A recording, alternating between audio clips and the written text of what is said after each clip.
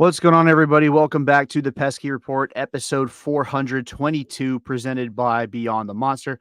I'm Jordan Leandri, joined by a familiar face to some. She is back. She's new, but she's not new. Welcome back, Yep. Bayleigh. Bayleigh, Thank you. thanks It's for. Sorry. yeah. No, it's just good to be back. I'm excited to be talking some Sox. Hell yeah. Excited to have you back and excited to finally get to talk about things. I mean, still in the hypothetical sense, but it's like Yeah. there's no baseball actively going on. So it's not like I'm coping with having to deal with watching the playoffs while also having to deal with talking about the Red Sox. But yeah, so may as well jump right into it. The Red Sox did well. Today was QO day. This was the day Yeah. where everyone had to make those decisions, and the Red Sox made a couple of decisions that I feel like were probably unpopular on both ends of the spectrum. We'll start with the QO they did dish out, which was to Nick Pivetta, which Chris Cotillo reported like 90 seconds before it was announced that he got it.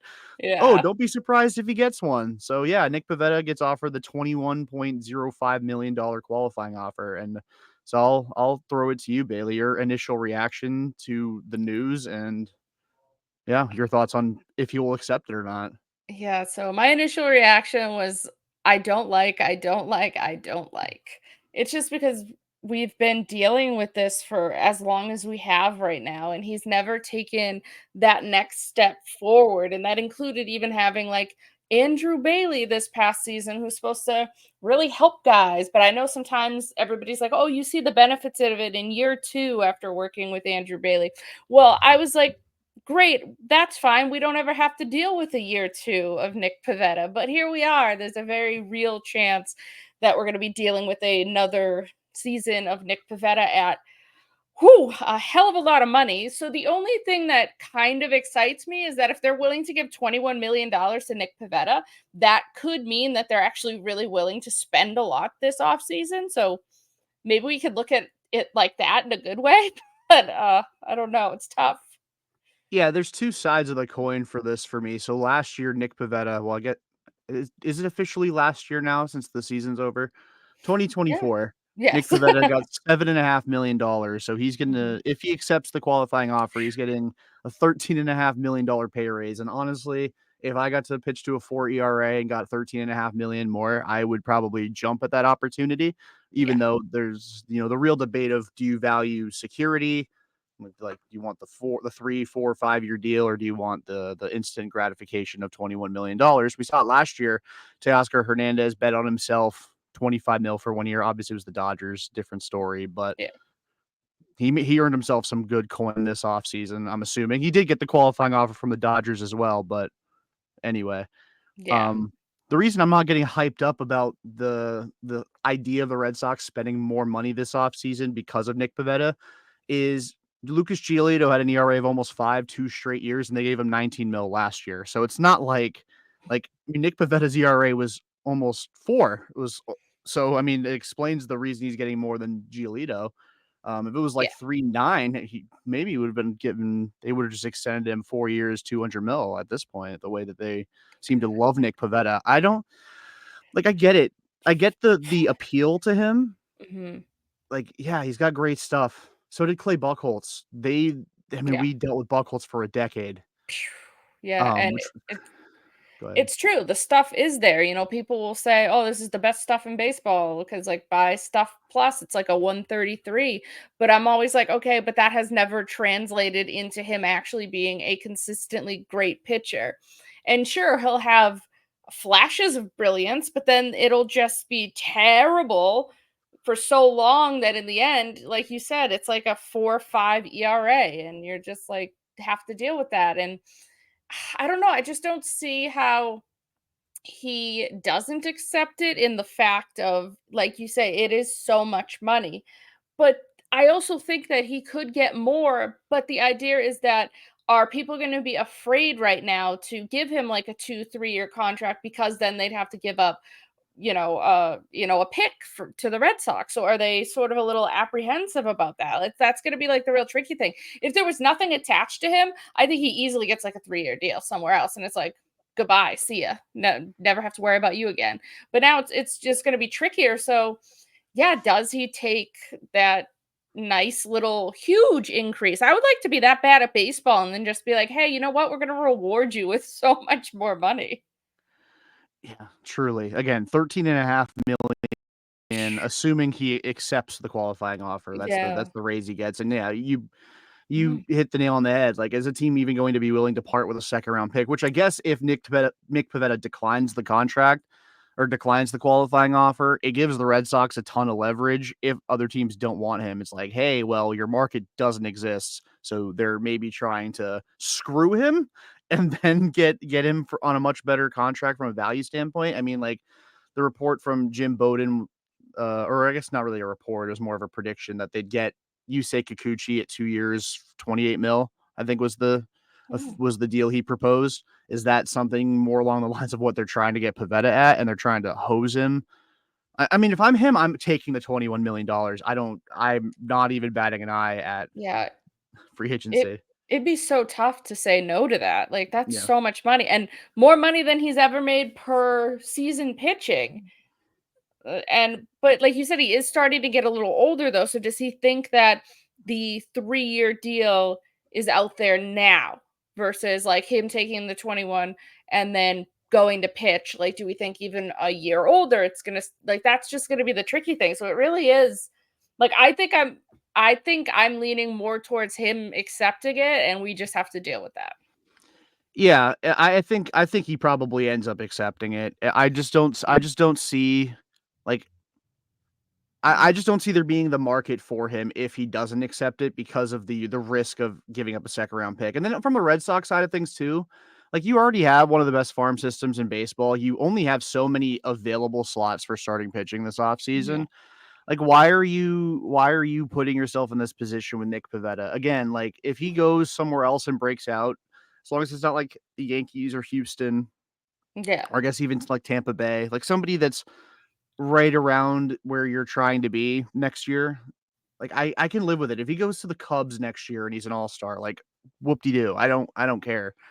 Um, but I just at a certain point, if it looks like a duck, smells like a duck, quacks like a duck, it's a duck. And this is what Nick Pivetta is. He's a 4 ERA guy at best, gives up a ton of home runs. Yeah, he'll rack up the strikeouts, but he's just not a guy you can depend on outside of one like 8 start stretch a season where he's the best pitcher on the planet, which is I don't want to poo-poo the 8 starts he's elite, but it's 8 out of 30.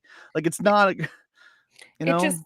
it all evens out to being like a number 5 and not being any better than that, I think. So if he is your 5 in a rotation, but like you said, that just brings other problems because what are you doing with Hauk? What are you doing with Crawford? I think Crawford is the one that probably gets traded, but you still also then have Hauk, you have Giolito, you have Pavetta, you have Bayo, and then it's like so like and then you need to add somebody, but I still want yeah, I just am the person that wants 2. I want somebody who's like a number 1, and then I want them to trade for somebody who's maybe like a 3. So if you're getting me a 1-3, but then it's just like this is just throwing a monkey wrench into like all of I know in my plans, like when I GM in my own head, but I just feel like this is just adding such a monkey wrench. I mean, the biggest monkey wrench was Giolito blowing his arm out last year, and then Yeah. we're stuck with him now. So those are just 2 huge monkey wrenches, but this is one they've created for themselves. Sure, they created the Giolito situation too, but you were really hoping that he was going to pitch well and potentially be on his way out, and you would have gotten something good out of him in 2024. So I'm really not being like, okay, the hindsight's 2020 on that one, but this one, truly, you've just put yourself into a hole that I don't really understand, like what you're doing with this. Yeah, and so Craig Breslow brought this, or this was his comment this afternoon, early evening, about giving Nick Pivetta the qualifying offer. We've been pretty outspoken about our need for pitching. Obviously, we know Nick really well. This is ultimately where we landed. We'll see how it plays out from here. So my first reaction to that, Mhm. you said there was a glaring need for frontline starting pitching. That's not Nick Pivetta. Um, 100%. I understand you need innings out of someone. I mean, Tanner Houck and Cutter Crawford both gave you 170 plus innings. Maybe you don't trust them to do that again, but they did just do that for you. Mhm. Giolito, before he destroyed his arm this year, was a lock for that tier of innings. Yeah. And then Brian Bayo is a guy who eats up a bunch of innings. You don't really need another guy, especially not one making 21 million. This was my problem with the Giolito signing last year. You're paying a guy for innings. You don't spend 19 to 21 million dollars on a guy because he can give you 6 innings of 4 runs. Like, how much more valuable is that 6th inning if he gives up 2 more runs in it? Like, I would rather have 5 innings 2 earned than 6 innings 4 earned, because I agree. Yeah. it's just, well, for starters, fewer runs allowed, which is Yeah. great. Yeah, And then that's yeah, I couldn't agree more. That's why somebody like I think Snell is more valuable because like people just always complain about the whole innings thing, but his innings have gone up as he's gotten more away from Tampa Bay as well. So it's like, yeah, like you say, I want good innings rather than just some shitty ones. And then yeah, like you said, you're paying 19 to 21 million dollars for guys in the fours. yeah, that's not great. And, like, additionally to that, like, just mention the guys that are on the major league roster that are locks to be on the major league roster. And if Cutter's here, he obviously is a lock. Obviously, Yeah. he may get traded, so that's a different story. But additionally, you've Quinn Priester in AAA, who we saw at the end of the regular season last year. So there's another option there. Cooper Criswell is under contract unless you non-tender him or you or you could DFA him. He has no options anymore. There's another starting pitching option. They already have enough depth. They need the top of the rotation. And I know that it's like day one of free agency technically. I think now teams Yeah. can finally start talking to guys, Yeah, it was but it's like, officially, yeah. but now you're like already bringing the walls in on what your rotation is going to look like. You're already formulating your rotation, and maybe they surprise us and they sell high on Tanner Houck. I'm just throwing an idea out there, and they're building the structure of the bottom of the rotation and to prepare for a big trade, a big shakeup at the top. I have no idea what their plans are. I just know that 21 mil to Nick Pivetta is just insane, and I, it. I mean, you look at some of the other guys who got qualifying offers around the league, like Severino got one. Mhm. I would probably be more inclined to give 21 mil to Pivetta than Severino. Mania got one. That one seemed pretty obvious. Yeah. And then Nick Martinez got one from the Reds, which was like, what the hell was that about? So I don't know. Maybe the pitching market is just going to be ridiculous this year, and guys like Nick Pivetta are going to get that kind of money, and maybe that'll be a reason he declines. Who knows? But it was just a weird day. Like, you have all these star caliber players getting the qualifying offer, and then it's Nick Pivetta and Nick Martinez. And Yeah, it was a very strange amount of people. Like there were the like, duh, this person's gonna get a qualifying offer, and then that one just kind of shocked everybody because like people were coming out on Twitter saying, "Oh, you did it for the wrong Canadian," because like everybody was hoping how's that that person? yeah, that like Tyler O'Neill is going to have gotten the qualifying offer. And I know there were people fighting over whether or not like he strikes out too much, blah blah blah. I don't know. I would giving 21 million to someone like that. Also, again, it's not my money, so I really don't care. And I don't know. He had like a 133 WRC plus. He had 31 home runs, and he only played, I believe, in like 113 games because, of course, injury is always sort of the issue with him. But maybe they can work out like a 2 or 3 year deal with him. Like the Sox need that right-handed power hitter. So I'd love to see him come back, even though I know people are like, oh, he strikes out way too much. I'm like, Aaron Judge strikes out a bunch too, man. And if you just make your lineup more balanced, you can deal with somebody like Tyler O'Neill. But it's the issue right now is that so many guys in the Red Sox lineup strike out. So they need to have some sort of a balance if you bring Tyler O'Neill back. Yeah, and I do wonder what the lineup's going to look like next year, because obviously, like, the big thing is they seem very eager to get rid of Masataka Yoshida, despite the Yeah. fact that their biggest issues last year were they strike out too much, they don't hit with runners on, they don't hit with runners in scoring position. Yoshida was their toughest strikeout and literally statistically the best hitter with runners on and runners in scoring position I love on the Massa. Red Sox. I don't Uh, wanna see him go, but I think he's gone.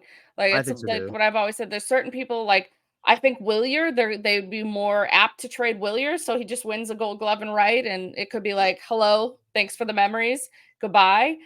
They're like and those are 2 guys that I would love to still see on the Red Sox, but it's just like, does it make sense for them moving forward?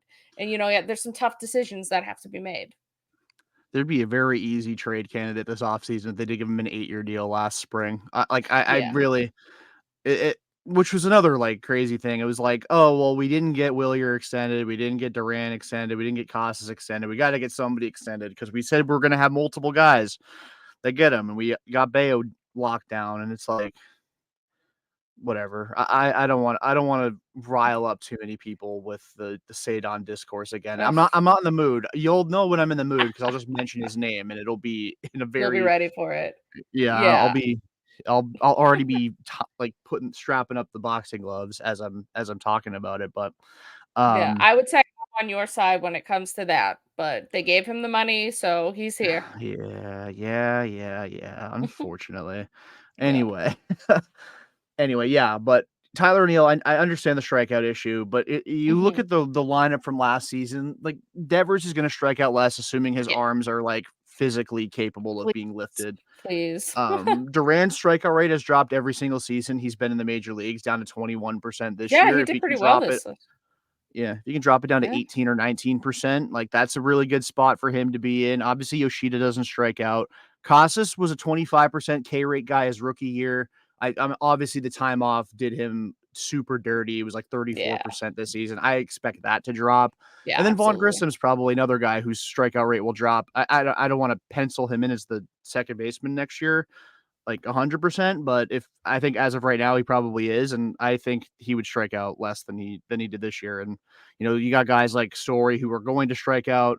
Hypothetically, Tyler O'Neill is going to strike out. But the big thing is, so people don't want to give Tyler O'Neill a contract because he strikes out, but so does Oscar Hernandez, Yeah, and people love him, and for good reason. I love Teo as well. same. I don't want to act like it's a like I'm saying Tyler Neal's better than him. I don't think that's the case at all, but they both strike out a ton. They both hit a Yeah. lot of home runs. The only difference is a few more of Teo's came with runners on base. Uh, Yeah, yeah, it was just weird the amount of solo home runs that O'Neal hit. So, like, that's also just something that would level out coming, like, to the next season as well. So it's like I wouldn't be afraid that, like, all 30 of his home runs are gonna be single shots. Like, no. But yeah, I mean, as easily, I mean, he hit like 18 or 19 solo home runs this year. Mhm. As many solos as he hit this year, next year he could come up a ton more with runners on base. Yeah. Especially if you drop him down to like the 5 spot, like you have him hitting third behind. I mean, a lot of the season it was Duran who would get on base, but then David Hamilton hitting behind him, and it's like Mhm. Yeah. you're not really putting him in a great position to have two guys on base. Like if it was, I mean, even you're still not doing it with Devers is hitting ahead of him, who was at the very beginning of the season as well. It's like he's got to have men on base to drive them in with home runs. And in the second half, he did it a lot of like multi-run homers. I mean, his walk-off he had against Baltimore was a 3-run shot. He Mhm. had a couple 2-run shots against the Yankees. Like I think it's just a coincidence that his Yeah. RBIs were so low. Exactly. Like in It's weird. 2021, he had 34 home runs, drove in 80. Like that's still a kind of an unreal ratio, but the year after he hit 14 home runs, drove in 58. That's a pretty Yeah. good ratio, I think. And like again, as easily as he drove in 61 this year with 31 home runs, he could hit 27 next year and drive in 95. So Yeah, it's a it's matter of exactly. situations. It's gonna be kind of a crapshoot, like, when it comes to weird stuff like that. So, Mhm. I'm not concerned, and I would love to see him back, so the people that are just like I think more people were hung up and, like some people are hung up on giving him because it would have been a major raise for him too. Like, I think he made, what, 6,000,000 last year to get, like, go to, like, 21, like, I think some people were a little concerned about that, but again, it's not my money, man, just Mhm. spend money, I don't really care. Yeah, spend money and do it on good players, Please, please. please. That's always what I say. Just spend wisely. Trade Yeah. wisely, spend wisely. I don't need you to be AJ Prellering situations. Like, no, that's not what we want. But Which is crazy because like Preller spends like a lunatic, but the Padres, other than 2022, lately have been or 2023 rather, have been kind of in the race for the last handful of years. Although he lucked out because he got Fernando Tatis Jr. for the ghost of James Shields, James, so yeah. that that certainly helped a lot. But Yeah. yeah, I mean, that's really the only stuff with the Red Sox entering today. I mean, we could bring up Ref Snyder got his option accepted. The Red Sox picked that up, which I think was the biggest no-brainer of the Oh, offseason. 2 easily. mil for the best fourth outfielder in the game.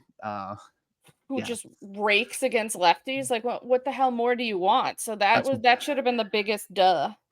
that's my dog right there. I love Yeah. Rob Ref Snyder so much. I gotta buy his jersey. I Yeah. will be there at opening day with a Rob Ref Snyder jersey Hell on. yeah. We love it.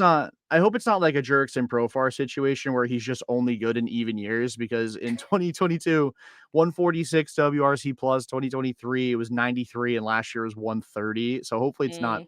it's more like the last 2 even years and not 2023, but he's a demon. I love Rob, and the team loves Rob too. Yeah. And he It seemed seems to like love it here. yeah, and he's my future manager. After Cora inevitably leaves after this next contract, it'll be Rob Refsnyder. That's my guy. He'll be the Hey, manager. He'll be the nope. you heard it here first. Rob Refsnyder, manager of the Red Sox in 2028. Hell yeah, let's go. I like it. They'll I still be paying support. Nick Pivetta. Yeah, he'll still be on the Red Sox, you know. Yeah, Uh, you can't shake Nick Pivetta. He's like a rash. He just keeps coming back. Uh, I shouldn't and say that. I shouldn't say that so matter of factly. He could still leave. Like, he could. He could. It's just we look at the dollars and we just get blinded by that, I think. uh-huh. But it's really what he wants. Does he want just the money, or does he want potentially like the security of 3 years? But again, like Nick Pivetta, we've been stuck with him for as long as we have. But I still make that trade that Chaim made 10 times out of 10, because you just gave Brandon Workman and you got somebody who's given you innings. Like you said, it's been like a 4 or 5, but that'd be great if you could just somehow supplement the rest of your, rotation with like studs, and then you just have him dicking around every fifth day. Yeah, that's Mhm. not a problem. I think part of the problem with Nick Pivetta is like not so much about Nick Pivetta and more about the fact the Red Sox haven't let him be their 4 or 5 starter. Like he came in Yes. like 2021 he was, but then he wasn't after a bit, because in 2021 they had Garrett Richards as their 3, and I Oh think God. everyone thought he would be their 3. And then he was not a good starter. Yeah. But that's beside the point. Then 2022 he literally started the second game of the season. Yeah. 2023, I think he also started the second game of the season, and I know he did this past season. So, Yeah. like, he's a number 4 starter Yeah. with the capability of going on a stretch of being like a really good number 2, but the Yeah. Of problem is course. he's been treated as a number 2 who for most of the season pitches like a 4, and that's kind of where I think a lot of the Pavetta discourse kind of treats him. Like they treat him like a guy who hasn't lived up to expectations, but the Red Sox kind of force those expectations on him, and that's not really Hmm. fair. That's not really fair to him. But No. I still don't want him back. But No, same. I still don't want him back, but if you can actually treat him like a 4 or 5 and you go out and you get 2 people to sort of anchor the top of your rotation, then I'm like less upset. But I just don't see them getting. I think they're getting one starter. Like I'm 100% or 99.9% confident they're getting someone to be at the top of that. But I want 2. I think they need 2, but 2 I feel like is just a pipe dream. So yeah, I think they really only need one as long as they also invest in the bullpen. Like if they get Tanner Scott and an ace, I'm cool yeah, with that. Like if they don't invest in the bullpen and we're looking at the like a hodgepodge of whatever is ugh, currently God, yeah, in the organization, then yes, I think you need 2 starting pitchers because we need to deal with as few innings out of relievers as possible next yeah, season. But yeah, no, I think they're going to get an ace. The question, or what they perceive to be their ace, yeah. L1, yeah, the question is who do they view in that regard? And I yeah, think like the big question, and I know that kind of on our agenda we have, going from this to another AL East team, but I do want mhm, to bring up like what is the benchmark for a guy no longer being a 1? Like I've seen a lot of discourse on Jack Flaherty, and yeah. I don't think he's a 1. I think he's a 2. But I've seen a lot of people call him like, "Oh, if he's your second starter and he's like your 3 next year." Like he had a 3.17 ERA this past season. Like he was the ace of a If team that just won the World Series. if Jack Flaherty is the Red Sox number 3, like actual number 3 next year, I will be so ecstatic. That means they got Like 3 starters because again, exactly. he's better than Tanner Houck. Yeah. I love Tanner. Uh, Again, Jack Flaherty had a better season than him for starters, and I know that he'd been hurt in the past and like hadn't had another full year. I mean, his last full year was 2023, and he was really Yeah. bad. But Mhm. before that, his previous last full season, he had a 2.75 ERA with the Cardinals. That was in 2019. The whole world ended in between full Yeah. seasons of Jack Flaherty, but Flaherty, yeah. like he's got a track record. Like I would trust him more to go out next year and be an all-star caliber pitcher than Yeah. Tanner Houck. So if I he's would love your it. 3, you got 3 starters. Yeah. Plain and simple. He's not a 3 starter. I just worried that the Red Sox view him as like in that echelon with Snell and Fried and Please Corbin Burns, don't. and I just don't agree with it. No, I I don't don't think he either. is. If you sign him, like, so I feel like I don't see them going out and signing 2 free agents either. I would love it. I would love if we just had the Harvard Westlake bros back together and they got Freed and they got Flaherty, and then they got Giolito just hanging out as the number 5 there, but I just don't see them doing something like that. But if you did that, holy shit, you've gotten yourself an incredible rotation going on. But I just feel like if you sign Flaherty, you then need to somehow trade for an ace. Because Yeah. because that's why I think it's like you sign a Snell or you sign a Freed, let's say, and then you trade for somebody who you have control over is what I think they're gonna do more. But I just don't know. I would be upset if Freed was no, I'd be upset if Flaherty was the only one that they went after. I definitely would be as well, and, like, I just they definitely need somebody at the top of the rotation. I just know that Yeah. the Red Sox tend to like, they're one of the most valuable organizations in the sport for a Mhm. reason, and they have a lot of smart people in the organization, Of but I course feel they like do.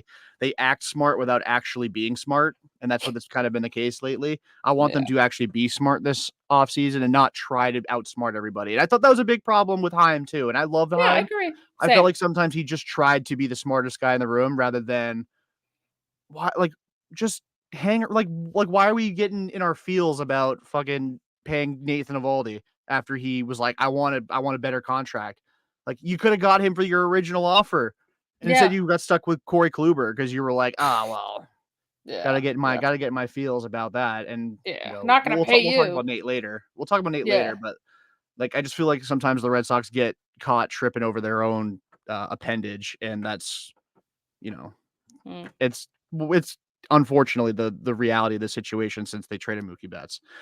Um, Yeah, it's the world we live in, and we have to go watch him win rings.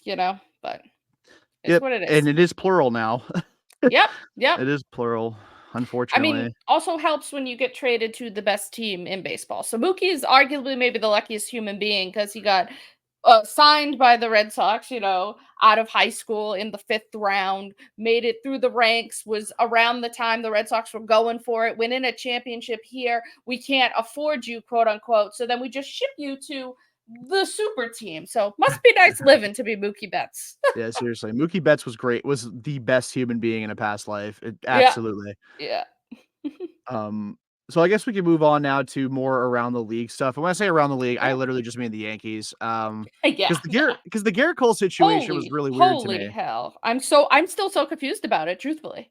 Yeah, I don't know what the I mean, it's apparently they're going to be talking extension still, and that doesn't necessarily mean that they won't start this offseason, Mhm. but it was just weird. So Gerrit Cole opts out of the last 4 years of his deal.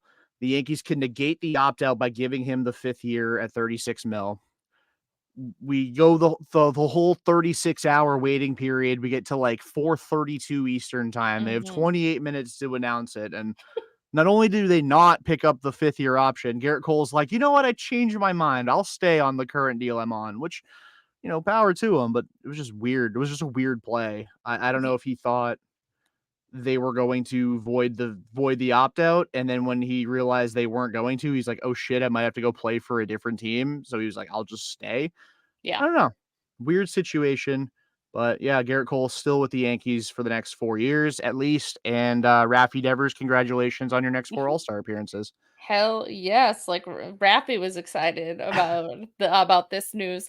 I was just really confused about it because something also came out saying that they were talking and that the Yankees straight up said, "Oh, no, sorry, we're not picking up that 5th year." Like, no. So it's kinda like, did he then, like, recoil and just say, like, "Oh," like, "Yeah, oh, shit, well, I guess I'll stay." But it's still so strange that it took that long for, it to go either way, for it to come out that, oh, they're not going to pick it up, or yes, we're going to pick it up. That's why I thought there was going to maybe be some sort of negotiations. Like, people were talking about the idea that would they try to restructure something because then it would be easier to get Soto. But I think Gerrit Cole's ego was way too big to do something like that. Yeah, definitely. I mean, maybe they get into the deferment game on a restructured deal, and it's Yeah. like, yeah, he may end up sticking around on that contract, but like half of it's deferred. I don't know. Yeah. Whatever it may be. It was just a weird situation. I'm So not strange. shocked that Cole's still in New York. I didn't think there was a chance in hell he was Yeah. leaving. I thought they would either negate the option. It would be like a Mhm. CC Sabathia situation where they would let him hit free agency, and then like an hour into it, it's like, okay, yeah, here's an 8-year deal for however Yeah. much money. Like it was, I think CC did after 2011, I think it was. Um, he was like a free agent for like 7 minutes, and then boom, he's back on the Yankees. Yeah. That's what I thought was going to happen, and it ended up just being never mind. I'm not opting out. I'm just here for 4 years at 144 mil, which is good for the Yankees, but it's kind of weird because now they're just in a run it back situation with their rotation as well. And I don't think that's a good thing for them. But I'm not saying that they should have let Cole walk to achieve the shakeup. But dang, that's a rotation that I was not too impressed with, and now it's the exact same again. Yeah, and they could still go out there, push somebody out, go for someone big too if they want, because like again, they're the Yankees, they have the money. It's the idea of like we see the Dodgers doing what the Dodgers are doing. The Red Sox can do this. The Yankees have done this in the past and they can continue. So the idea that like the Dodgers are the only ones playing Dodger ball. I'm sorry, if I own the Boston Red Sox, I'm going toe to toe. Like I said, if I own the Boston Red Sox, like if I'm John Henry and I saw the Yankees lose the World Series. Then I saw Juan Soto's after game comments. I am literally calling him up today. I'm saying, let's start at 15 years, 600 million, and then blow smoke up his ass and steal him. Like, I don't really understand why owning such an iconic franchise that has won the most championships in the last 20 years, like why aren't you going all in like and things. It's just been frustrating. Yeah, it's annoying. I think I don't know if I said it in the Pesky group chat or not, but I said that on like 30 seconds after free agency starts, Breslow needs to be on the phone with Scott Boras and say, "We're going to offer right now 15 for 550." Yeah, Just to be the first team first dog at the bowl. And he should have at done it least right now. Yeah. yeah, Yeah. they should be on the phone with him currently. Yeah. I know it's the GM meetings, but they should be on the phone with Juan Soto right now. Um Yeah. Be but like, hey, you want to win championships? You come to Boston. Yeah. Like, you know. You wanna win 1 championship in 15 years, you go to the Yankees. You wanna win 4 over 20, you come to Boston. Yeah. This isn't 1930 anymore. Yeah. We're not fucking around. Like, More than 4 teams are good. integration has happened. Like we allow Yeah. everybody to play. Everyone is allowed in the league now, which means the Yankees are not as invincible as they once were. Yeah. When you're facing plumbers, then that's when the Yankees are at their peak. Of course.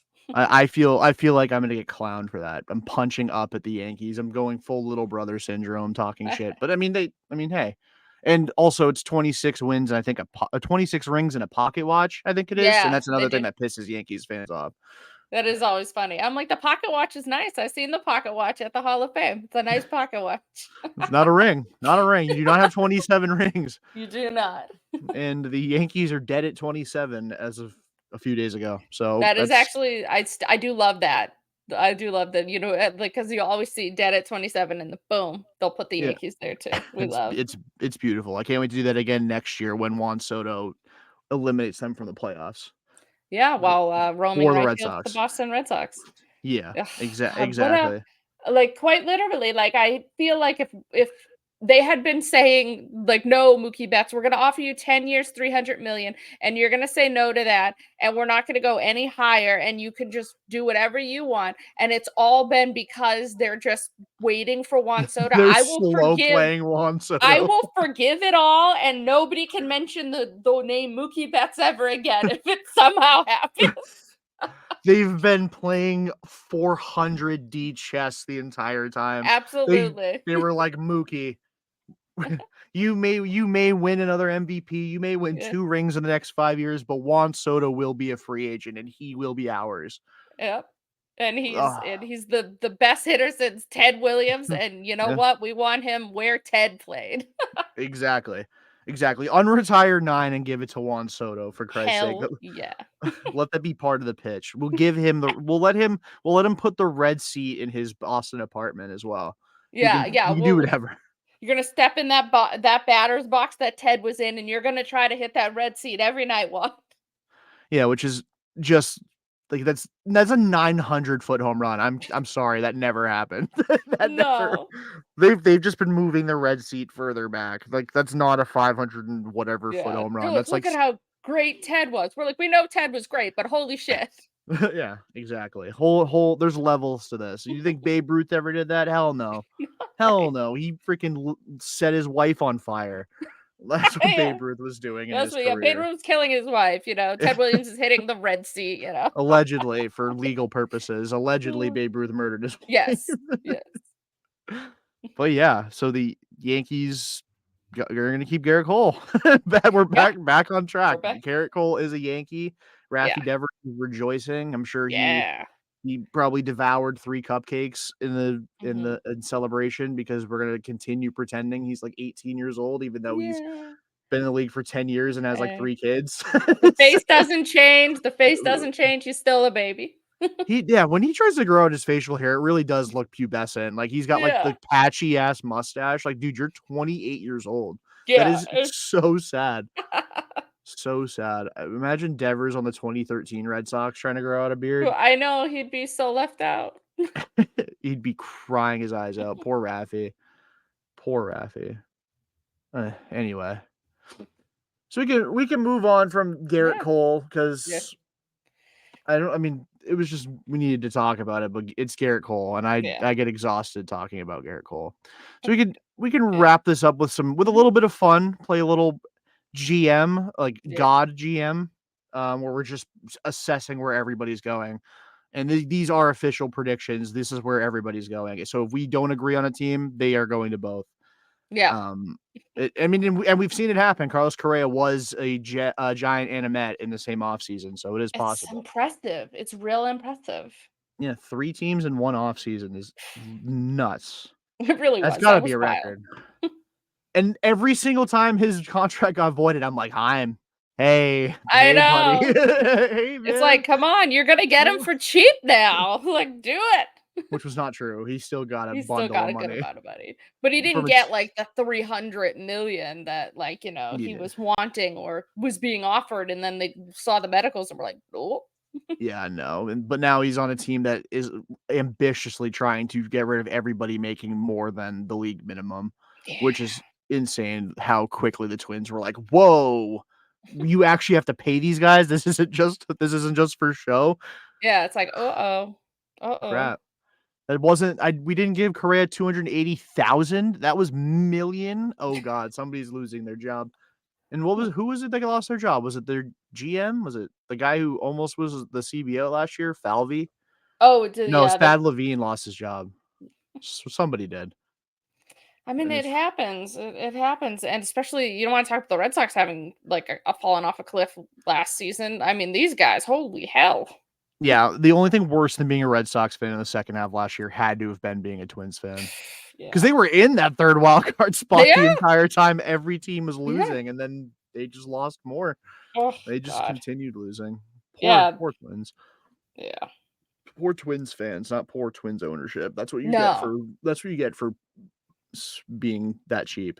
But Mhm. anyway, free agent predictions time. We did just talk Alright. about Juan Soto, so we'll start with him. He's the biggest fish. I'll start with you, Bayleigh. Where's Juan Soto going? As much as I would love Juan Soto to be playing for the Boston Red Sox, I think there is no way that he is not staying with New York because I don't know how you don't keep Juan Soto. Like, I I have no idea. I would love for them not to because I love Juan Soto and I would love to love Juan Soto again. But man, shit, Hal should just like give it up and sell it if he's not willing to give Juan Soto a blank check. That's how I feel about that one. Yeah, I mean, it almost was worth its weight in gold trading for him because you got him for that one guaranteed year, and you were there. You were in the dance. You just Yeah. didn't take home the hardware. I do think he's staying in New York as well. I just think he's going to Queens. I think Ah, Uncle I I would think love Uncle it. think Uncle Steve's giving him a $650 million deal. I don't think he's messing around this offseason. He's got, Pete Alonso's not going to be there, I'm assuming. I doubt they bring him back unless they miss out on Soto. But I don't think Soto signs before Alonso. So they're going to have to make that decision very quickly if they're putting all their eggs in one basket. But I think he's a Met. I really do. I think that 1, 2, 3 of Lindor, Soto, and Mark Vientos, Mhm. holy shit, that is going to bang. And Citi Field is going to be an absolute madhouse next year without Grimace, most likely. But they will have Juan Soto. I think it's a fair trade off. You don't need Grimace if you've got one. And I would love it because, like, what's the only worst thing is going to the Red Sox, but the second worst thing is him going over to Queens. Yeah. And then a not so distant third is the Dodgers being like, yeah, we snatched your chain in the World Series and then we did it again with Juan Soto. I would love that too, even though I hate the Dodgers. Like, this World Series was just like a Sophie's choice for me. I really didn't enjoy it. But Yeah, like, it was a hate watch of biblical proportions for me. I'm like, yeah. I gotta pick one, and it's never gonna be the Yankees. Of course. I was Dodgers hardcore, but I hated it. Yeah, exactly. So we both have Juan Soto staying in New York. One of us has a moving to a different address, Mhm. but yeah, uh, no shot he's going to the West Coast again. Or yeah, again, Mm. I forgot he was with the Padres for Yeah, a right? minute. AJ Preller lost the Juan Soto trade twice. Like, and so much I can't get over how much went to Washington in that trade. Yep. Like, holy hell. Like, Even though watching. even though the prize is a degenerate gambler, like the Nats still won that trade because the Oh, Padres yeah. only had him for 5 minutes. Exactly. Crazy. It's beautiful. Mm, So second big fish on the docket, and I'll lead off this one. mhm, Max Fried, he's a Boston Red Sox. I would be so surprised if he's not in Boston. I really would be. I think this is the guy. Like the Red Sox want to. I know Blake Snell's available. I know that he's going to garner a big payday, but I know like they're not going to go to 5, 6 years for him. They would for Max Fried, which is I think this is the optics off season. You want to sign a guy whose contract starts with a 2, and that's going to be mhm. Max Fried. You're going to get it probably for 7, 2, 15 ish. It's going to rival the price deal, Crazy which to is think about. crazy. It is Crazy to crazy, think but about. like now that's the going rate for like Times have this back changed. half of the top 10. David Price Yeah, had just come second in Cy Young, and now Max Fried is going to match him in salary. So it's yeah, I think insane. Fried's coming to Boston. What about you, Bayleigh? Yeah, that's who I did, Boston as well. I'm more of a Snell over a Freed girly. But like you said, I think Free just makes more sense. I think, he's got his buddy here too saying, "Hey, let's go. We need our ace. Like, let's go win a championship together." So yeah, I think Max Free, and I'm not gonna be complaining about it, especially looking at Max Free too. Like, I'm not gonna be complaining about that. But if you were to tell me to have Mr. Handsome or Mr. Perpetually looking tired, I want perpetually tired Mr. Blake Snell. But I don't think it's happening, and I think Max Fried is Boston Red Sox. And again, I'm not gonna be upset about it. Yeah, we do not have any. We're not in any position to be picky this winter No, when it comes to but I getting would be frontline starting pitching. Like again, I will sell myself on the idea that Jack Flaherty's secretly a top 5 pitcher if yeah, he ends up being him. yeah, But put him in the lab with Bayleigh, and maybe he is. So like, yeah, but who yeah, knows? just please get me some starting pitching, and Max Fried seems to be the one that makes the most sense to the Red Sox this offseason. For sure, for sure. And you just said perpetually Mr. Tired, Blake Snell. Yeah. Where's he going if not coming to Boston? Oh, I think he's going to the Dodgers. I think they got to go out. They're gonna be doing Dodger stuff, man. I think even though you have Shohei coming back, you still kind of can't bank on Shohei. I know they won the World Series with like what feels like two and a half starting pitchers, but again, you can't be banking on that again. So I think they need to have somebody going in there with Yamamoto, with Shohei coming back, and I think they're bringing in a Blake Snell, and you're banking on Tyler Glass now being healthy, so you kind of have two guys that faced you in 2020 on the other side coming in with you in 2025 to try to win, back-to-back championships. Hey, so this is the first one where geographically speaking, we're not at least aligned. Because Mm, I got Blake Snell going to Houston. I okay. think Yeah. they're gonna let Justin Verlander walk, and for good reason. He's 900 years old. So old, Justin, just stop. Yeah, please stop. And Yusei Kikuchi's also probably going to walk. I'd be shocked if they brought him back, even though they gave up a lot for him and he was really, really good for them. I think they go for Blake Snell. He's a guy who, yeah, the walks are up there, but he never gives up any hits. Yeah, Um, Ever. He's he's got a so elite. no-hitter. He's Did throw a so no-hitter elite. this year. He's so nasty. And Yeah, like talk about a team that doesn't care. I mean, they're gonna have their innings eater in Framber Valdez. Hunter Brown is emerging as a yeah, legitimate number 2 starting pitcher. They're gonna knock him down to the 3. Oh, Valdez will be down to the 2, or maybe vice versa. And Blake Snell anchors that rotation. And then they're gonna get Christian Javier back. They just outright hurt Jose Urquidy off the roster. So yeah. I there's saw another that. starting pitcher they're Yeah. losing. So I think they're going to pony up the dough and they're going to bring in Blake Snell for probably about 4 years. I'm trying to do the math in my head now. 172 mil. I think it's Mhm. 43 a year. Damn. Um, Yeah. I think that's what they'll give him. They'll give him what the Mets gave Verlander, but just to a younger guy. So they'll give him more Which years. makes more sense. Does. Yeah. You will probably want to give 40 million a year to a guy who's in his prime and not somebody who's 903 years old, like they did to both Verlander and Yes. Scherzer. I didn't really understand that logic. Like, if you're just gonna be throwing that kind of money, why don't you just throw it at 2 younger guy like, if we're talking, like, back in the day when they were both in Detroit, and then but you weren't Yeah. getting the Detroit versions of those guys, you were getting the ancient 40-year plus guys, so it was just weird. Yeah, strange, very strange, but yeah, so you got Snell to the Dodgers. I got him Yeah. going to the Houston Astros, which brings us to our next big fish. There's actually a lot more big fish in the out there than I like, really thought going into the offseason. I think it's because I only looked at it as starting pitchers and then like few days later was like, all right, these are the hitters that are good. Now I'm Mhm. like looking at it all as one. It's like, oh, it's actually a decent free agent class. Yeah, it's not Um bad at all. yeah, so this one, Corbin Burns, and I think in probably a rather shocking fashion, I think he stays in Baltimore. I think they're going to I mean, they're gonna have new ownership, Yeah. that's gonna be eager to spend. He was great there, Yeah, even though he well, kinda sputtered in the second yeah. half, but he dominated in the postseason. Again, he had a 2.92 ERA this past season. He's not as dominant as he was back when he won Cy Young with Milwaukee, but hard to replicate that success no matter unless you're Pedro Martinez. Hard to replicate that kind of success. And he's still great. And they need an ace. I don't know if they buy that Grayson Rodriguez is going to be that guy. Kyle Bradish coming off the IL. They need a sure thing, and Corbin Burns is that. And I don't think they have a shot at anybody else if not him, unless they want to go the Jack Flaherty route. But we'll get to him in a minute. Where do you think Burns is going? Yeah, well, we're talking about the idea of the Yankees just running everything back. I don't think the Yankees can run everything back, and I think they're going to try to get Corbin Burns to, be like a 1-2 punch now knowing that Gerrit Cole is staying. So I feel like the Yankees are going to try and get one of these big starters, and then I hope he's terrible. but yeah, so I could see him, but then, you got to shave this. So what does he really look like? So we might find out. I think he's going to be a New York Yankee. Does he bring back the goggles like he had in his early career with oh no, he had the specs, the Bobby Did Bell he? specs he had when We he was a love. reliever with Milwaukee, yeah.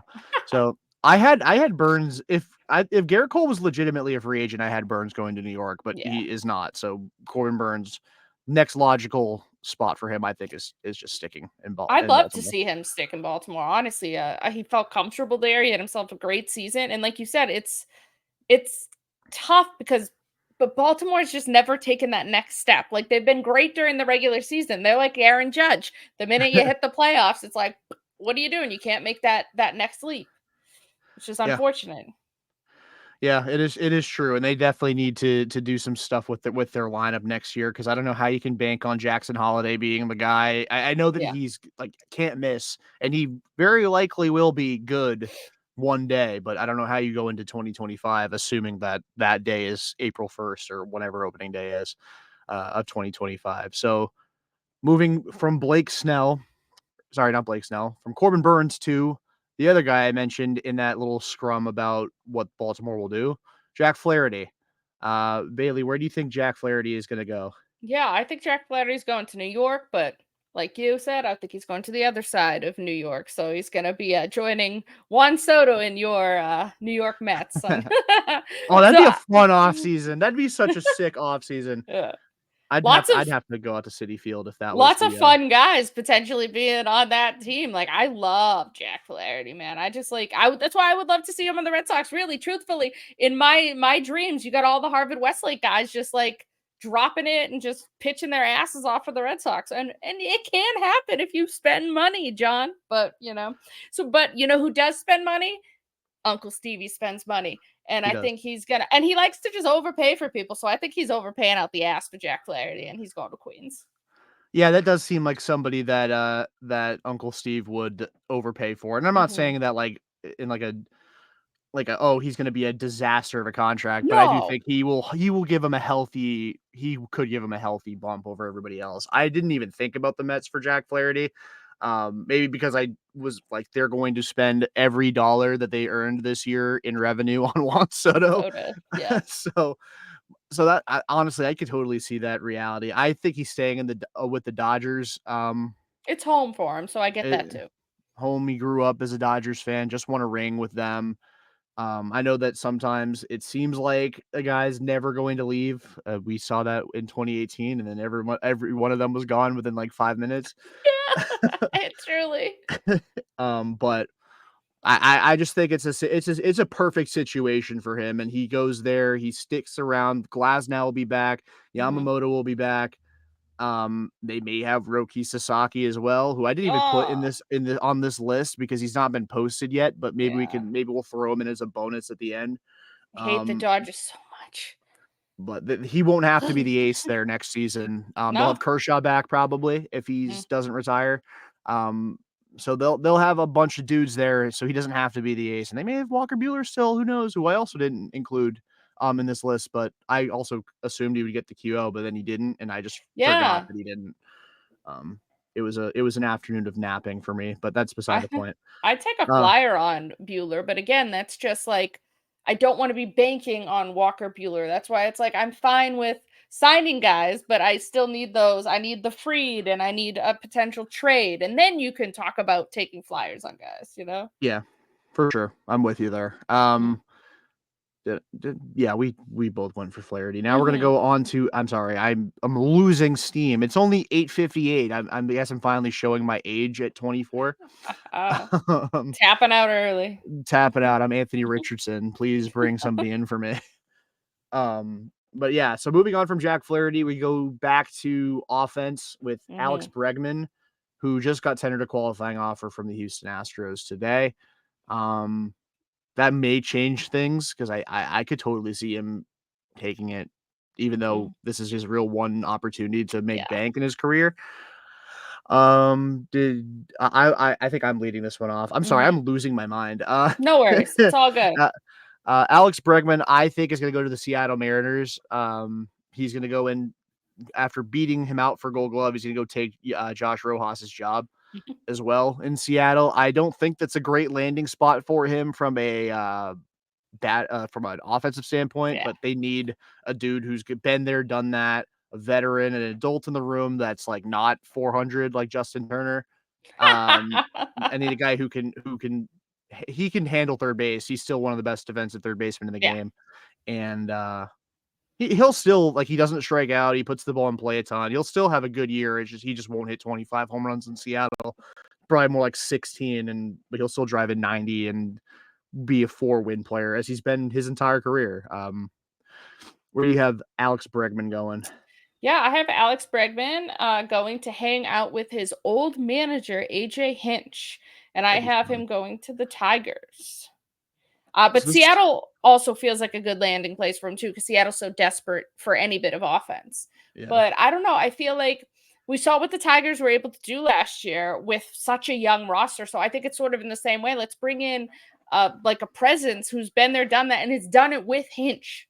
So Yeah. that's why I just really like the idea of him kind of going back, and hanging out with his old manager and trying to do something big in Detroit. Yeah, it's kind of funny because this is very clearly an offseason where we both have Alex Bregman choosing money over good landing spot because Yeah. offensively speaking, he's not going to hit well in Detroit. Well, He just there, won't. there. He just will not. And definitely won't in Seattle. But He'd he'll hit well here, but I don't wanna overpay for him. yeah, he would definitely hit well in Boston. Yeah. That was kind of my dream for about a week. But then Yoshida got this shoulder surgery that kind of killed that dream of Mhm. Devers to DH and Bregman coming to play third. But anyway, moving on from Alex Bregman to Christian Walker, other corner of the infield. Where do you think Christian Walker ends up? Yeah, the Yankees need a first baseman, and they're gonna go hard after Christian Walker, I think. Yeah. This is the big fish I have Detroit snatching. Yeah. I think it'll be Christian Walker. I think they're giving up on Spencer Torkelson, and for good reason. He kind of sucks. Imagine whiffing on your one pick, like the ugh, man, that's gotta suck when you just have the overall number 1 overall pick and you just whiff it, but hey. Yeah, it sucks when you also like fly him through the system. He was in their organization Yeah. for like 5 minutes and then was in the major leagues. And he had a good 2023. He just didn't have a good Mhm. 2024. Wasn't very good after they recalled him. Was horrible in October. I just Yeah. don't maybe they trade him, but or they keep him on his depth. Maybe They new Dahlbeck scenery. him. Yeah, they Yeah. Dahlbeck Oh him. god, thank good good thing, Bobby Dahlbeck, good luck to you, and you're finally free. Yeah. I'm like kind of hoping that he's committed to the bit enough to sign a minor league deal with the Red Sox. That would be so funny. He's like, "I could go to He's Japan or, I can just he's come like, back." "I just love it here so much." Worcester. He's really taking a liking to Worcester. That'd be so funny, but it obviously won't happen, but No, oh my god, could you imagine how funny that would be? it would be. Or he's doing it just to haunt Tyler Milliken at this point. Oh, that would be so funny. He's corrupting his own career for the Just sake for of him. for the sake of dunking on Tyler Milliken. Bobby Dahlbeck. Moving on to Anthony Santander. As I mentioned at the very beginning of this little free agency roulette, I think Juan Soto's going to the New York Mets. The Yankees got to replace that offensive production somewhere. And Mm, obviously, he's not Juan Soto, but he did just hit 40 plus home runs this year in he really Baltimore. did. He really did. He had a crazy Yeah. year. And I don't necessarily think this is a contract that would age well. I think he's probably got 2 good years left in him. I mean, this year his OBP dropped down to 308. Mm, He really went from complete hitter to all or nothing. yeah. And I say all or nothing, not necessarily fully invested in that statement. He didn't strike out a ton, but he hit 235 with 44 homers, 308 OBP, but a career high for a full season, 506 slug and 129 WRC plus. Not a good corner outfielder, probably a DH, which may not be that far down the road. I think Stanton's only got 3 more guaranteed years on his deal. Crazy. So sign him to like a 5-year, $110 million contract. He plays right field for a couple years and bang, he's your DH. Mm, And he's got some experience playing first, but I could be wrong. Oh, he does. He has 73 innings there. So, no. yeah, there you go. There's your Anthony Oh, Rizzo replacement. yeah. Oh, So Anthony yeah, Rizzo. I got Santander Bank going to the going to the Bronx. Where you got Santander I headed? think I have Santander just staying in Baltimore. Like you said, we've got new ownership. They're going to be opening the wallets. I'm assuming, I feel like you don't buy a shiny new team and just kind of stay complacent, but we don't know. So I think they're going to want the guy that hit 44 home runs for them. He's been there. He's been hit. That's his whole career, right? Is Baltimore? Or is he somewhere else? He has Yeah. been there his entire career. Yeah, Yeah. he's been there since 2017. That's when he Yeah. debuted. Yeah. That's what I thought. So I think he's going to stay there. I think he's comfortable. Baltimore's still a good team and they can get better if they actually invest in their team. Same with the Red Sox. It helps to invest. So I'd like to see Anthony Santander stay in Baltimore. That would be it. It's always nice when a guy ends up being a lifer, like regardless of where Yeah. they end up. Like Charlie Blackmon kind of fell off into the sunset, but the fact that he played his entire Still career there. in Colorado, Yeah. good for him. Yeah. Dustin Pedroia was always nice. Unfortunately, 2017 happened and he got his knee destroyed. But, Yeah, but there's not a ton of lifers anymore because of hmm various reasons, cheap ownership being one of them. Yep. Yep. But yeah. Anyway, moving on from Anthony Santander, we go to Tanner Scott. So we got our first and only reliever on the docket here. Where do you think Tanner Scott's going? I think Tanner Scott's gotta come to the Boston Red Sox. I think with Kenley going away, I think we need a lockdown closer, and then if you can potentially, like, go out and maybe bring back Chris Martin back, that just changes the entire landscape of your pen, and you potentially have an dynamite elite pen if you have, like, Slayton in there, and then you're having Whitlock, who's definitely gonna get pushed into the pen. So, yeah, bringing in somebody like Scott, there are certain relievers you don't pay for because it's so volatile, but when you have somebody who's been proven to be a really great closer, I mean, I think it's a no-brainer. You gotta bring in someone like that. So why not just bring him in? Do it. I agree with you 100%. I think Coley Mick brought it up. It's like if something went horribly wrong if Tanner Scott is on any other team this offseason, because every report that comes out about Tanner Scott is like the Red Sox are in love with him. Like they want him so bad. Get They him. they have like the biggest crush of all time on Tanner Scott. And I do too. I mean, he's nasty. And he's Elite. my A for lefty? Like, come on. Hell yes. last Like, time the Red Sox had a lockdown lefty reliever, very legitimately might have been Andrew Miller in 2014. Josh Taylor oh, was he's good. great. Josh Taylor was good. Never really viewed him as like a high leverage guy. I thought he was like a perfect sixth inning guy. Yeah. Miller was great, and then like Mhm. before him, Craig Breslow. Like that. Like that's the era we're talking about. The last time they had a really good lefty Lefty reliever. out of the pen, yeah. That was 10 years ago. I was in middle school when the last time the Red Sox had a good reliever or a good So lefty reliever, I should so say. bring him in. Just bring him For in. If it for does feel like a no-brainer. It does, and I would give him a contract that rivals Josh Hader's, Edwin Yeah. Diaz's. Like you gotta spend money to metaphorically make money. In this case, win games. And Tanner Scott is the big fish of the bullpen. If you end up with the big fish, or big fish of Max Fried and Tanner Scott, like that is Oh, an unbelievable offseason. And I will have no bad things to say about John Henry for about 5 minutes. yeah, exactly. We'll have the brief "Good on you, John," and then we can go back to complaining. But like, yeah, no, that would be an insane off season, and I think they would add more than just those two, but those two would just make me very happy. Yeah, absolutely. And I lied because I did have another reliever on here just for jokes.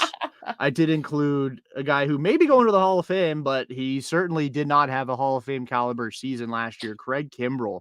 Um, I will lead off here and say I think he's going to end up on the Miami Marlins. I think it's going to be very similar to like when Aroldis Chapman was seen as washed and he ended up with Kansas City.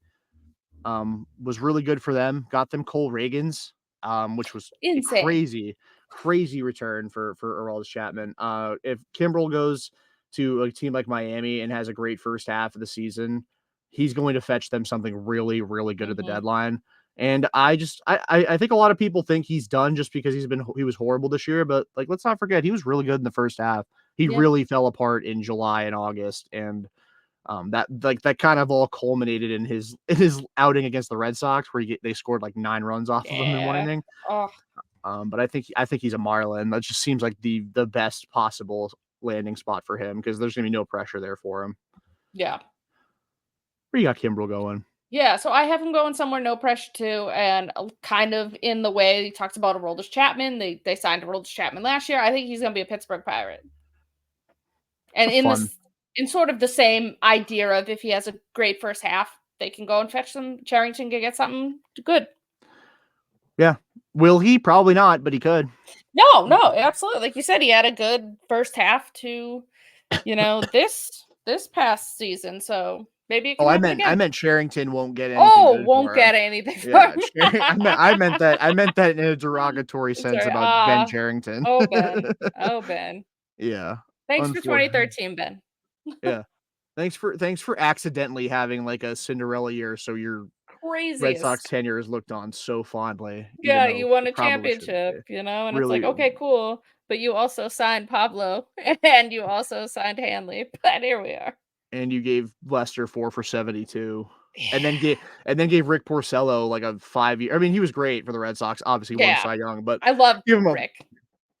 give him a 9-figure extension after like his second good year in the major leagues. That was Mhm. beside the point. I don't want to shit talk Rick Porcello. I liked Rick, I did. I still except for love Rick. 2019.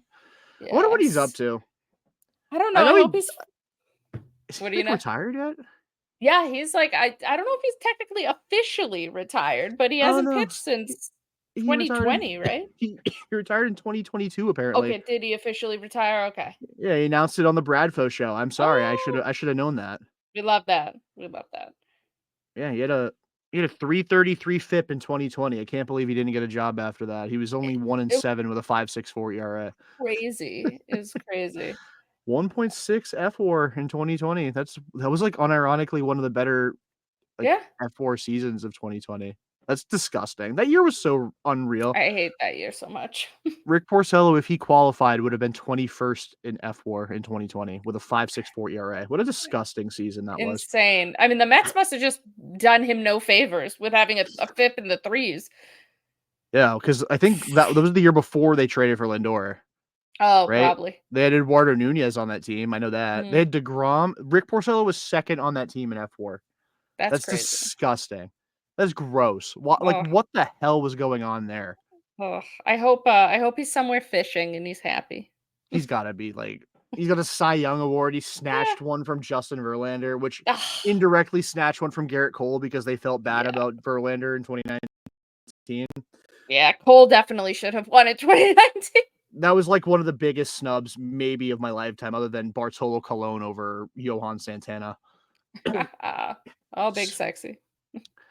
Oy vey. Anyway, so we got two more here, unless we Mhm. want to throw in Sasaki, which I mean, we could talk about Sasaki if he gets posted. So maybe we'll just Yeah. save that for down the road. Mhm.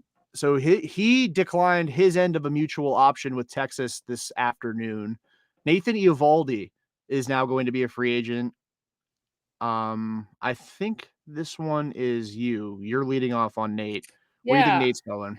I think Nate is just gonna stay in Texas though. But I know there is the tricky thing of are they gonna try to cut payroll? But then we talked before we got on, but they still, have some elite players there. Like you have Corey Seager, you have Marcus Simeon. So like if you still want to compete, you should still compete. You won the World Series last year. I think he's gonna go back. I think he's happy. It's home. It's his home state. But if he would go anywhere else, maybe he's gonna go home and go to Houston. But I still think he's gonna stay in Texas.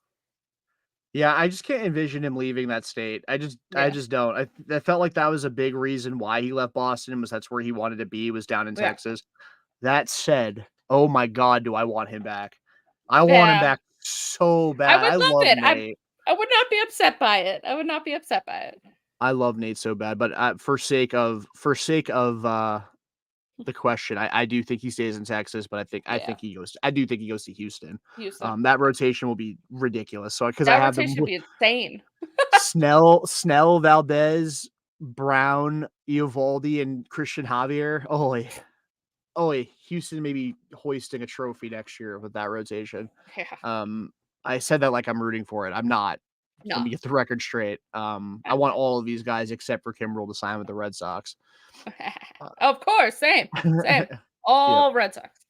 all of them are Red Sox. So last but not least here, Mm. Teoscar Hernandez, and he's last because I forgot about him. I remembered Nate. Teo. I remembered Nate before I remembered Teoscar Hernandez.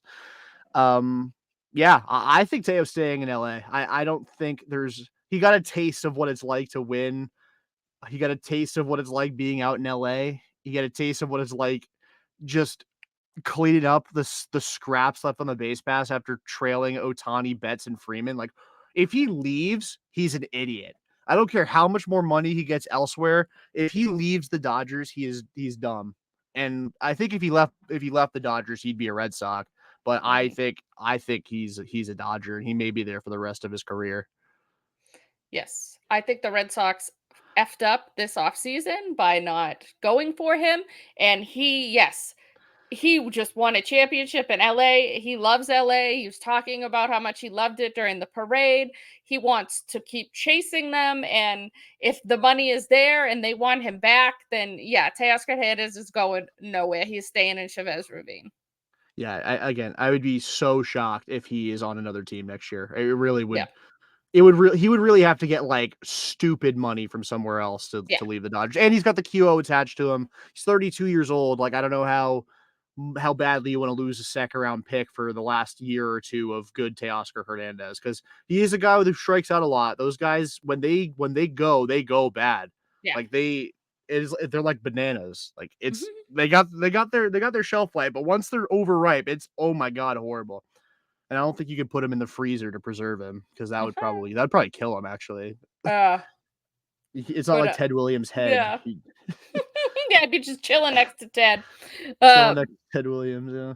but yeah, I think the only 2 places I could see him would be staying in LA or coming to Boston, but then, yeah, we just have to overpay like crazy, and it's almost a slap in the face considering you coulda had him last year, and Yeah. you effed it up, so You lose the second round pick, you have to pay him even more money because yep. if you gave him a 3-year deal last year, he would have only been making what, like 15 mil a year. Now this Mhm. year you'd have to give him a 4-year deal worth probably 100. Yeah, And then on top of that, like I don't think the gap I think Teoscar Hernandez, as I said earlier, is better than Tyler O'Neill. I don't think the gap is worth the gap in salary that you would have to pay plus the second round pick I to agree. get him. I would just bring back Tyler O'Neill at that Same. point and on a 2-year deal, and we'll see where you're at with Yoshida then, and maybe O'Neill comes back as your DH full time. But Yeah, Devers would probably have to be a good third baseman at that point, which yeah. won't happen. I would totally love for Teoscar Hernandez to be playing for the Boston Red Sox, but you screwed it up already, and he got that taste of that Dodger lifestyle, and he's going nowhere. If they'll have him, he's staying. Yep, absolutely. Absolutely. I do think uh, I feel like I missed an obvious player in this roulette. It doesn't really matter at the end of the day. Hmm. Oh, I didn't put Walker Bueller down. Oh well. Yeah. He's a Yeah. Buell. Dodger. Yeah, he's staying in LA He's a too. Dodger. He's a Dodger. Shane Bieber's gonna get a 1-year deal in Cleveland, and he's gonna reset the market next year. Those Mhm. are my predictions there. Yeah, again, like there's so many people I'd love to take the flyers on. I'd love to give a 1-year deal to Shane Bieber, but again, I also want stability. I don't want to just keep taking chances. Yeah, at a certain point, you gotta stop taking flyer guys. You Yeah. gotta just you have to just go after the sure thing and pony up the dough and take the gamble that those last few years are salvageable. Yeah, you Like, need to get Max Fried or you need to get Blake Snell. Like it has to yeah, happen. yep, agreed, agreed. And before we wrap things up, you have any last thoughts, Bayleigh, before we wrap it up? Yeah, no, nothing. Just excited to be back on the pesky report. So thanks for having me. Yeah, of course. Excited to have you back. I mean, for me, it's excited to have you. We never there Yeah, was no overlap with us here on Pesky Report. So excited to finally get to work with you. yeah, I'm excited. Um interacted with you on Twitter for years now. So Hmm. I do think this is going to be a great season for us as a podcast. Got a few new faces, maybe one more joining us too. I won't Oh, great. reveal them. I'll let them reveal themselves when they are on an actual episode. The But yeah, magic. yeah. It's gonna be a fun year. I'm really excited, and hopefully we have even more reason to make it fun by having a good team. Um, Please, for please, better we need it. regardless of how the offseason goes, like, if they have a shitty offseason and still win 95 games, trust me, the content will be fun. I promise Oh you. yeah, Nobody and wants they to would. listen to a 78 win team. We just need them to be healthy too, because they would have won more than 81 games if they were healthy. Yeah, So they're still decent on paper, and a couple of things could get them to trying to win the division and compete for a championship. It's yeah, doable. So do it, please. yeah, That's my final thought, I guess. most of their free agents are guys that held them back last year, other than Tyler O'Neill. So, like, if you just looked at the Bye. team under control, they have a very competitive team currently under control if they made no moves. Yeah. You push, like, the right button 3 times this winter, you have a 90-win team. Mhm. And that will get you to the playoffs. I mean, I think it was 85 this year or 86. It God, was it's just literally what Jerry dog shit. Dipoto said. It was what Eh. Jerry Dipoto said. We're just trying to win 86 games, and he only won 85, and that's why he Ah! missed the playoffs. So Jerry, you went this close.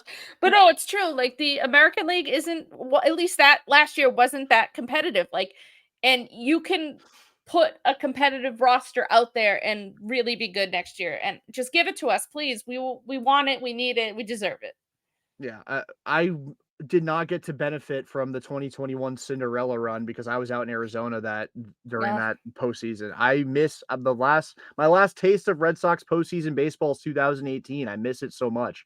Yeah. Posted a picture of myself after game 2 of the 2018 World Series about a week or 2 ago, and I was like borderline in tears. I miss it so much. Like this Yeah. team is like literally my mental health for the summer. It depends on if they win or lose. I missed it so much watching these playoffs because we were better even this season than a lot of the guys that got in there. So that just made me more angry. So please invest in the team, John, because you will Becky. have a good product again. It's attainable.